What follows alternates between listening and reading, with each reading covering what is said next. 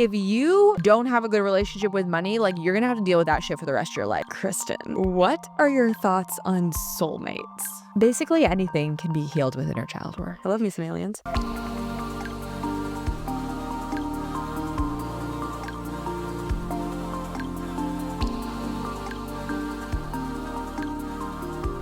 Hello, Earth Angels, and welcome back to another episode of Alignment Academy. It's your host, Kristen, and our co-host, Ari. Hi. And we're here. We're going to be doing a really quick, rapid-fire Q&A. It's going to be juicy. Just to spice things up and to, just like answer some of your questions that I've been getting over the last couple weeks in the DMs. And I thought, let's just answer them all here with everyone. So, are you guys ready? Yeah. A lot of these are actually y'all's questions, but some of them are just some juicy ones that I thought would be fun.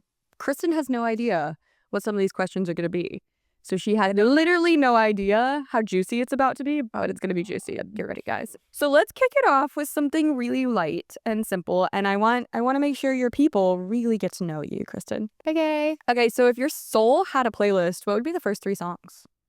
Oh, my soul had a playlist. Girl, this is hard. Right now or like Right now, in this current era. Okay, I feel like I would have to make it definitely a song from our Joshua Tree Infinite Dreamer playlist. Great song. So Great playlist. I'll say All Gone by Michael St. Laurent. It's the first song. Caviar by Paris 91. And then probably like a fun one. I've really been liking the Weeknd album, which you got me on. Take Me Back to LA. Listen to the full thing. We're not going to listen to it though. Love it. But don't take me back to LA. I like San Diego. Fair. Okay, question number 2. Let's talk about something super juicy. Let's talk about money. Love money. Let's talk about financial abundance, how to improve your relationship with money. Because I know that money is a really uncomfy topic for a lot of people. Like, do you believe it should be uncomfy? Why or why not? Like, how do you improve your relationship to it? Like, give me the tea. It's not an uncomfortable thing. Money is something that you're going to have to literally deal with multiple times a day, every single day of your life. And so if you don't have a good relationship with your money, I can't stress enough how important it is to cultivate a positive relationship with money. And a really good gauge is just like when we say, how is your relationship with money? Like, rate it on a scale of 1 to 10. Do you feel really good and joyous when you think about money? Or do you feel stressed out and clenched and just like, when you think about money? And one of the best things that you can think, and just to give a little starter teaser of like, okay, if money was a person, how would they say that you treated it? Are you kind to it? Do you talk nicely to it? Do you think about it in positive ways? Do you appreciate it when it comes to you?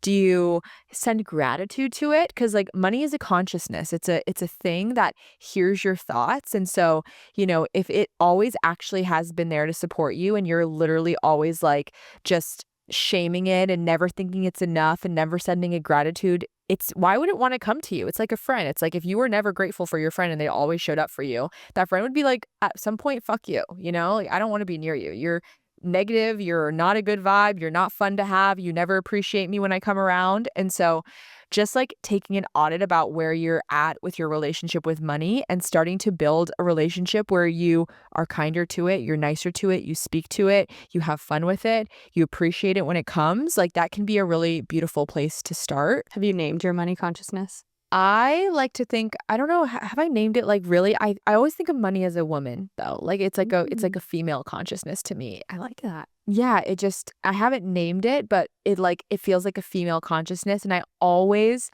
like, for example, when we were in Hawaii, I thanked my money and I was like, I had so much fun with you in Hawaii. Like, thank you.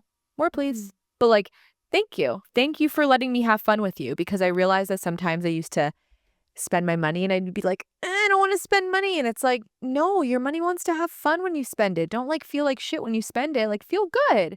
And I also teach all of this in my Abundance Codes Masterclass, which literally I can't recommend enough. Everyone who goes to the masterclass is like, that changed my entire fucking brain and relationship to money. And honestly, if you don't have a good relationship with money, like, you're going to have to deal with that shit for the rest of your life. So might as well heal it. You know what I mean? Amen. So true. Okay, Question number 3. Kristen, you just turned 30. We talked about this on some other episodes. But if your current chapter had a title, what would you name it? It's so basic because I feel like we talk about this topic, but I don't know if you remember the card I pulled on my birthday on our prayer ceremony. So we did like a prayer ceremony for my birthday and we pulled from this oracle deck that I love. And it's so funny because my entire Saturn return, the theme was surrender. And then I picked the fucking surrender card. And I think that the chapter would still be like, I think the phrase that just popped into my head for my guides was, so how deep can you surrender? Oh, I love that. And so I think that would be the title of it. Like, so how deep can you surrender? I'm surrendering deeper. Let's see how deep you surrender this next chapter. Mm-hmm. Okay, next question. Kristen, you have so many DMs about this, and I think this is a really good one. So you have just done a whole parasite cleanse journey, and it has really affected you. And I love that you've been so transparent online about it. I myself have had quite the parasite journey, and I have not been nearly as transparent. So we're just going to focus on you and ask lots of questions. Because this is your podcast. Share with me a little bit, share with the people a little bit about your parasite journey so far, how one could start, and some of the things that you're still dealing with right now. Yeah, I still have parasites. Let's just put that on the table. How do you start? Is that one of them? So I can't recommend Raj's Hood Apothecary, the Parafy Kit. I'll link it down below. So many of you have also tried it, which I'm pumped about. Like probably over 30 to 40 of you have like gotten it and been like, Kristen, this is changing my life. And so the way that I would start is just like going back to that episode and seeing if you have any of the symptoms, itchy butt, even like, you know, TMJ, like jaw symptoms, dark circles, skin issues, mood swings, fatigue, joint pain, allergies, dairy, gluten allergies, like food sensitivities, just allergies to the outside.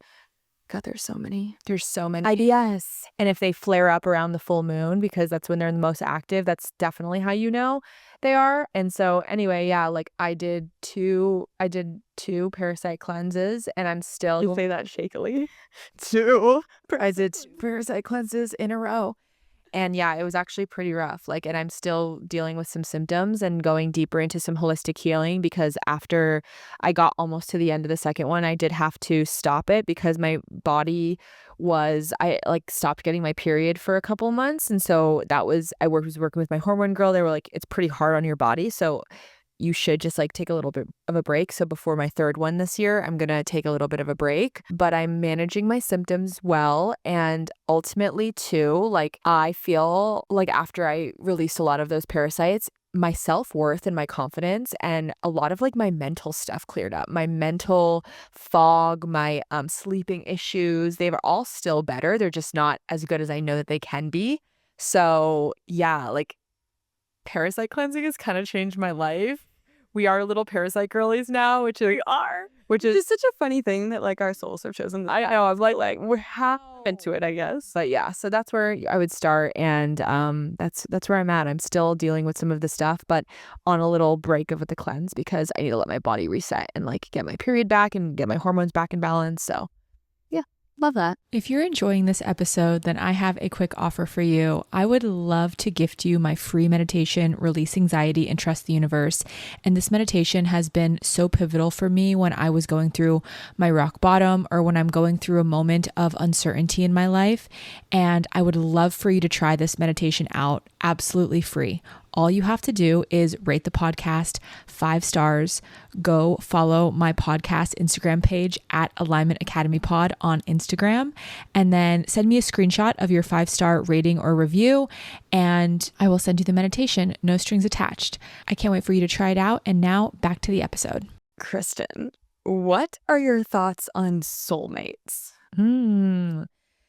So I believe that you have multiple soulmates, and it actually also depends on the timeline you're opting into. So I don't think that there's only one soulmate for you. I think like you know, my high school boyfriend was my soulmate for that period. And then my ex-boyfriend was my soulmate for that period. And then like my others, they're all soulmates, but they're all different soulmates. I also think that there's friends that are soulmates. Like I think we're soulmates. I think, you know, me and my friend Brie are soulmates in a different way. Like I think that friends can be soulmates as well. It's just like a soul contract. I don't believe that it's like one person that you can like miss an opportunity with them. I also think that we have a lot of options for soulmates.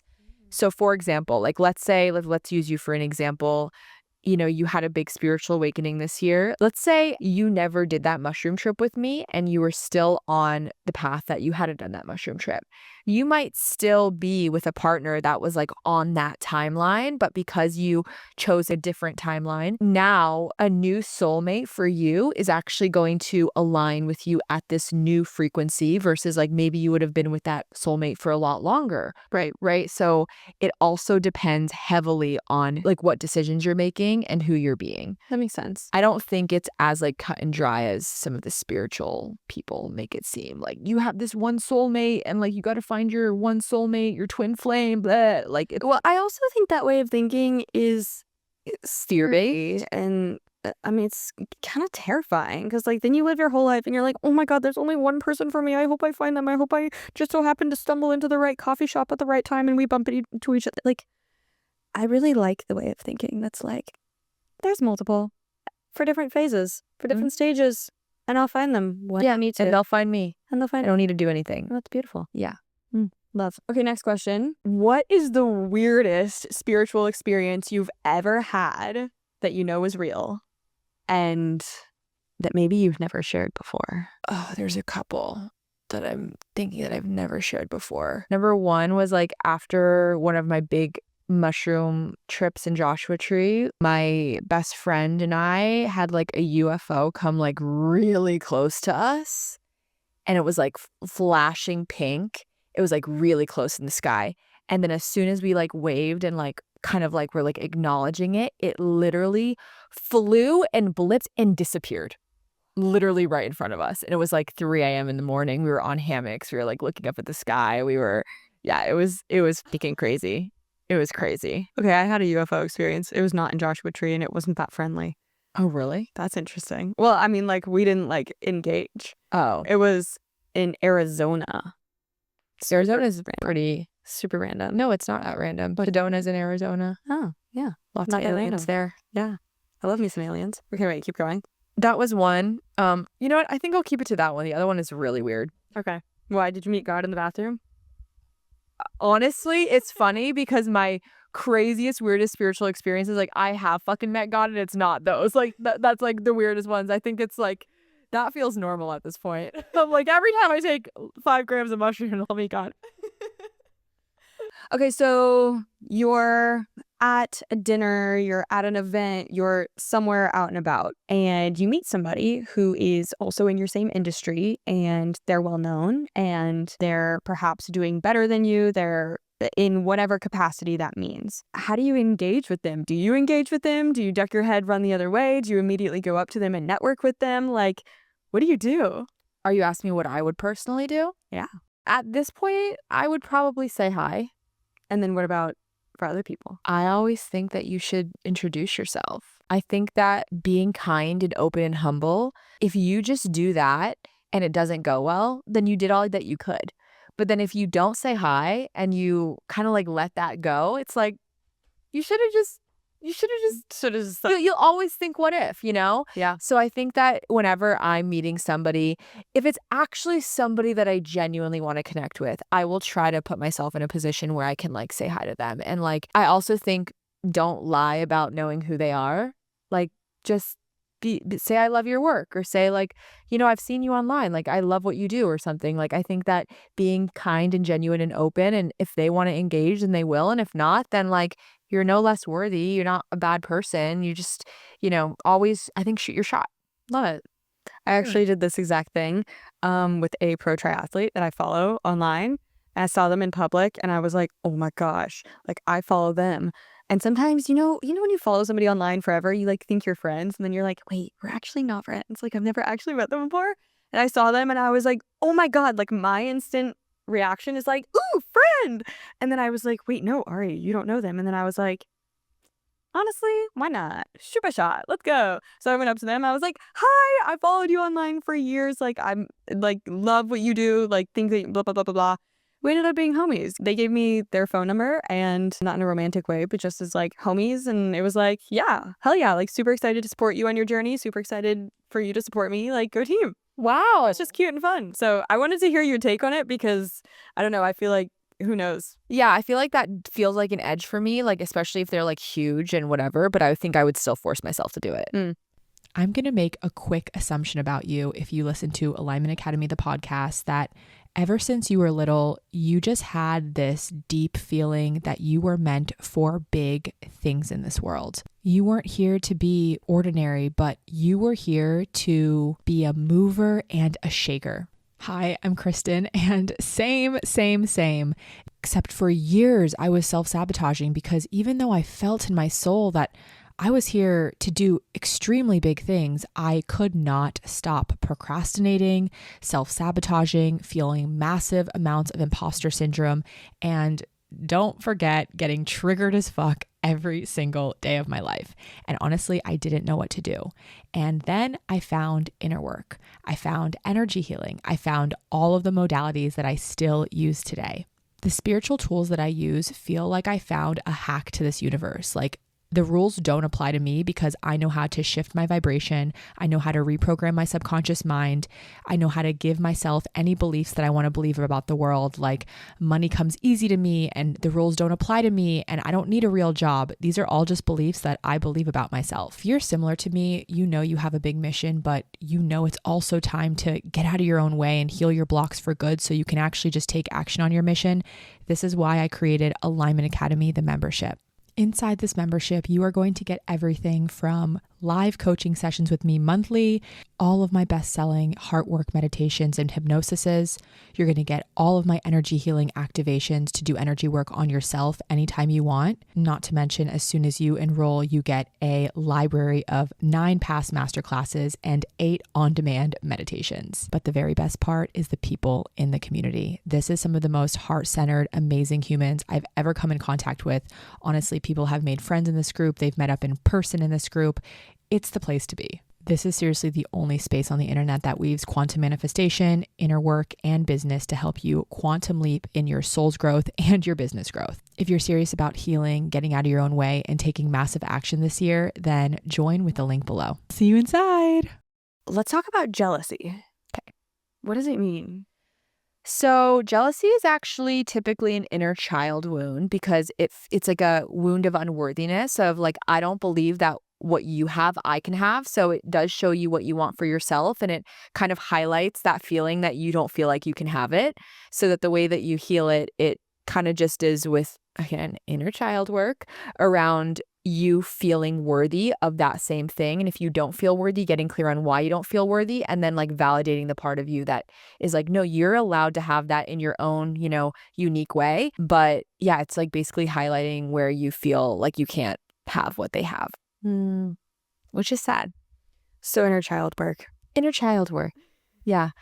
Basically anything can be healed with inner child work. So I've learned, if you're friends with Kristen, then you know she wholeheartedly believes in inner child work, and it actually works. And I really, it's not that I believe in it. Like literally, it actually works. Last night, I did an inner child meditation, and I'll probably do another one today because I still have stuff come up after 10 years of doing inner child work.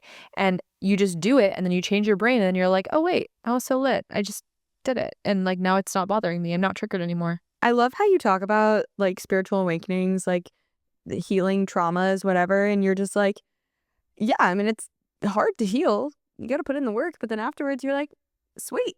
Yeah, you're like, life was 10 times sweeter.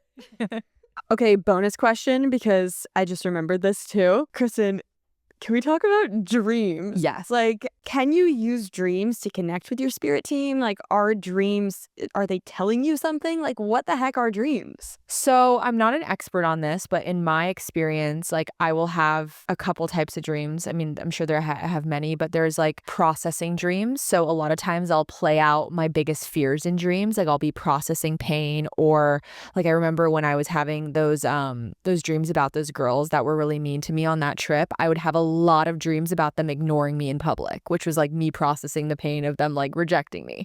So it's like you can be processing in your dreams, your subconscious is processing.